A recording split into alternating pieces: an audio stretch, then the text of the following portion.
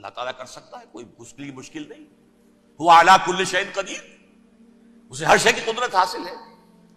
لیکن اصل بات جو ہے میں آپ کو بتانا چاہتا ہوں، یہ ہے سائیڈ ایشو. اصل ایشو ہے فلسطین کا جو شروع ہونے والا ہے. بھٹی دہکے گی وہاں. ظاہر بات ہے کہ اگر کوئی بہت بڑا اقدام ہو جاتا ہے فلسطینیوں کے خلاف، اور اگر واقعتاً مسجد اقصیٰ اور قبۃ الصخرہ گرا دیے جاتے ہیں، جو طوفان اٹھے گا عالم عرب میں، یہ حسنی مبارک ہو یا شاہ خالد ہو یا کوئی اور ہو، یہ نہیں روک سکتے اس طوفان کو. نوجوان خون اٹھے گا، غیرت اور جو بھی حمیت ہے. مسلمان ان پڑھ سے ان پڑھ اور بالکل بے دین، وہ بھی مسجد کی حرمت پر کٹ مرنے کو تیار ہو جاتا ہے. مسجد تو بنا دی شب بھر میں ایمان کی حرارت والوں نے، من اپنا پرانا پاپی ہے، برسوں میں نماز ہی بننا سکا. وہ چاہے کانپور کی مسجد سے مسلمانوں نے جانے دی ہے، چاہے وہ شہید گنج کی مسجد تھی مسلمانوں نے جانے دی ہے، چاہے نماز نہ پڑھتے ہو.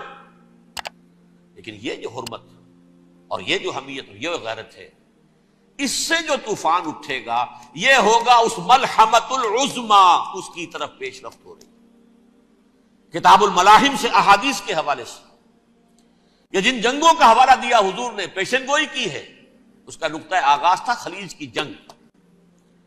صدام حسین نے اسے کہا تھا یہ مدر آف وارز ہے، ام المحارب، یہ ایک جنگ نہیں ہے.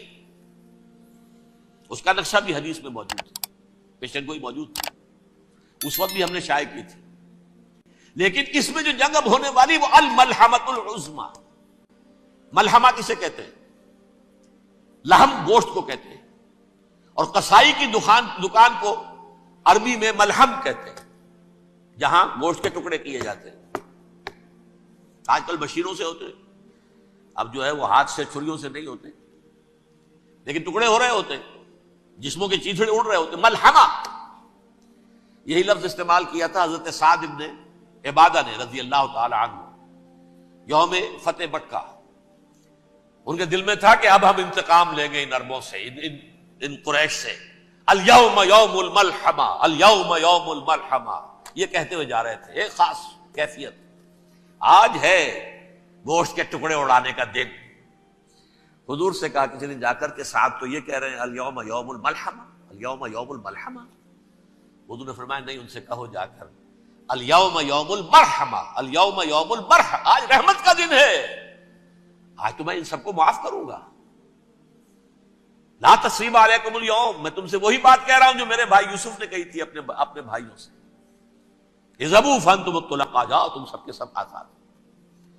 وہ ملحمہ ہے جس کو کہ حضور نے حضرت معاذ بن جبل رضی اللہ تعالی عنہ سے روایت ہے، اس میں سے جو ابو داؤد میں روایت آئی ہے اس میں الملحمۃ العظما، عظما مؤنث ہے اعظم کا. آپ کہتے ہیں جنگ عظیم اول، جنگ عظیم دوم. عظیم کا باپ ہو گیا اعظم، سب سے بڑا، اور اس کا مؤنث ہے سب سے بڑی، عظما. الملحمۃ العظما، سب سے بڑی لڑائی. میرے نزدیک یہ وار کے معنی میں نہیں ہے، بیٹل کے معنی میں. انگریزی میں یہ دو لفظ علیحدہ ہے، وار، بیٹل. وار سالوں کو محیط ہوتی ہے، بیٹل کسی ایک خاص جگہ پر جو لڑائی ہوتی ہے اس کو کہتے ہیں.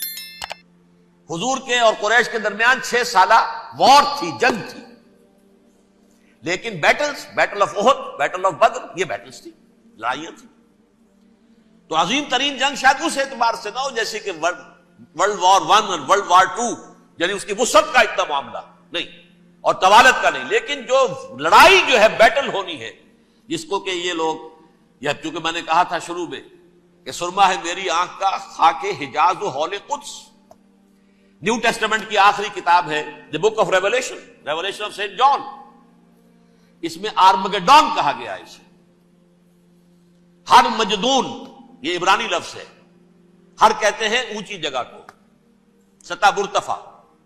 مجدون میگیڈو، میگیڈو ایک وادی ہے، مرتفع، وادی مرتفع. یہ ہے واقع لبنان، اسرائیل اور شام کے درمیان جو ٹکڑا، جو ٹرائنگل بنتی ہے، یہ ہے. یہاں پر بڑی جنگ لڑی جائے گی، اور یہ جنگ صلیب ہوگی جو کہا ہے بش نے. یہ جنگ صلیب 2nd ملینیم شروع ہوئی تھی تو پہلی صلیبی جنگ ہوئی تھی. 3rd ملینیم شروع ہوا ہے، یہ 2nd صلیبی جنگ ہے، یہ کروسیڈ ہے. اور میں اس مرتبہ امریکہ گیا تھا تو پہلی مرتبہ مجھے وہاں ایک رسالہ ملا ٹرمپٹ نام کا.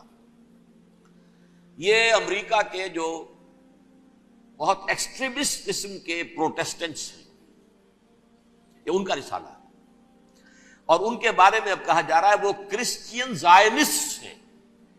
آپ شاید پہلی مرتبہ یہ لفظ سن رہے ہو. زائنسٹ تو ہم سمجھتے ہیں یہودیوں کو، کرسچین زائنسٹ وہ ہیں جو ہیں تو عیسائی پروٹیسٹنٹس ہیں، لیکن اسرائیل کے وہ حمایتی یہودیوں سے بڑھ کر ہیں. یہ میری کسی پہلی تقریر میں شاید بہت سے حضرات کو یاد آ جائے، میں نے کہا تھا 4 سال پہلے ہمارا تنظیم اسلامی کا ایک کنونشن ہوا تھا ہوسٹن میں، امریکہ کا جنوبی علاقے کا شہر ہے. ایک سیشن اس میں ہم نے رکھا تھا انٹرفیتھ، ایک عیسائی کو بلایا تھا، ایک یہودی بہت بڑا وہاں کا عالم ہے اس کو بلایا تھا. اس یہودی عالم نے ڈاکٹر وشوگراٹ، جو وہاں کی یونیورسٹی میں پروفیسر ایمیریٹس ہے، اس نے کہا تھا کہ یہ اسرائیل کو تو سپورٹ کر رہے ہیں عیسائی، ہم تو نہیں کر رہے. جو پریکٹسنگ یہودی ہیں وہ زیادہ اسرائیل کے حق میں نہیں تھے، یہ تو سن 67 کے بعد انہوں نے اسرائیل کو تسلیم کیا ہے. وہ تو منتظر تھے کہ ہمارا مسیحا آئے گا تو اس کی قیادت میں جنگ کریں گے، جیسے شیعہ منتظر تھے کہ مہدی موعود آئیں گے تو پھر ہم کچھ کریں گے. وہ امام خمینی نے کہا بھائی جب وہ آئیں گے آ جائیں گے، لیکن ہم کچھ راستہ کے لیے. زائنسٹ نے آگے بڑھ کر ریاست قائم کر لی، اور جب یروشلم پر بھی پورا قبضہ کر لیا تب جو ہے در حقیقت مذہبی یہودی جو ہے پھر انہوں نے اپنایا ہے، اون کیا ہے، اور نئے سیٹلمنٹس جو بھی بنے ہیں وہاں پر اسرائیل میں، اس میں اکثر و بیشتر مذہبی یہودی آیا، اور بروکلن کے علاقے سے سب سے بڑھ کر آئے ہیں، جو امریکہ میں نیو یارک کا ایک جنوبی علاقہ ہے، بہت بڑا یہودیوں کا بہت بڑا گڑھ ہے. نیو یارک کو جیو یارک بھی کہا جاتا ہے، وہ تو اصل میں مرکز جو ہے وہ تو یہودیوں کا ہے.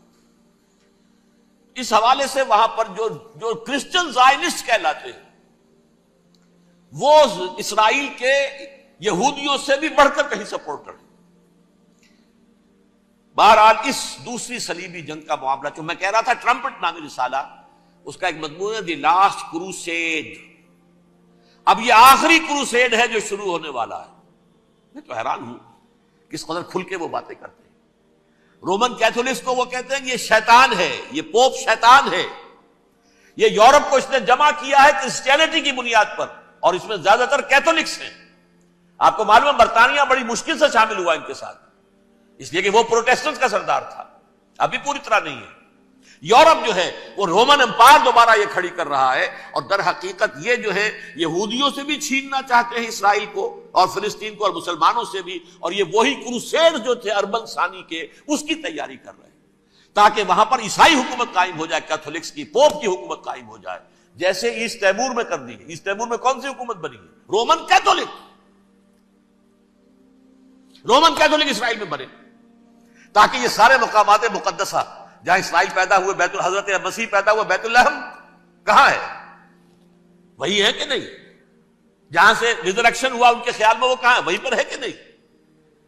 بڑے بڑے گرجے ان کے وہی ہیں.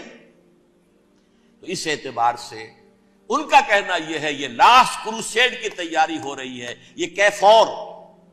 اور ان کا کہنا یہ ہے کہ یہ پوری طاقت نیٹو کی جو ہے، یہ پہلے جرمنی سے لائی گئی بوسنیا، انہوں نے خود وہاں جنگ کروائی، انہوں نے خود وہاں پر ایتھنک کلینسنگ کروائی، پھر خود مصالحت کے لیے آ گئے، پھر کوسوو میں انہوں نے خود آگ بھڑکائی. یہ میں نہیں کہہ رہا، یہ وہ ٹرمپٹ رسالہ امریکہ سے چھپنے والا پروٹیسٹنٹس کا رسالہ ہے جو یہ کہہ رہا ہے. پھر انہوں نے کوسوو کے اندر کروایا، اور پھر وہ وہاں پر پیس فورس کی حیثیت سے آ گئے.